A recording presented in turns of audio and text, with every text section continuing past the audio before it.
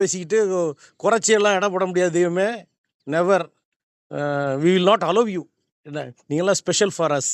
So அதனால் நிறைய knowledgeable people அந்த பிபிடி ப்ரெசன்டேஷன்லாம் நேற்றுக்கு வந்து பையன்கிட்ட அப்படியே ட்ராவல் பண்ணி போகும்போது என்னடா அப்படி பேசிகிட்டே போகிறோம். பையன் சொல்கிறான், நான் தாத்தாட்ட ஒரு தடவை அடி வாங்கியிருக்கேன் தெரியுமா அப்படின்னா. சொன்னதே இல்லை, இத்தனை வருஷமாக சொன்னதில்லை. இப்போ வந்து 32 வயசு மேரேஜ் ஆகி ஒய்ஃபோட போகிறோம். இங்கே நானும் ஒய்ஃபு பின்னாடி உட்காந்துருக்கோம். தாத்தா வீட்டில் இருக்கார். நாங்கள் 4 பேரும் அப்படியே போகிறோம். சொல்கிறான், என்னடா எதுக்குடா அப்படின்னு. அதை சொல்லிவிட்டு, ஏடா ஒரு தடவை தான் அடி வாங்கினியாடா, இதை சொல்லாமல் வச்சு 2 தடவை வாங்கியிருக்கேன்ப்பா அப்படின்னா.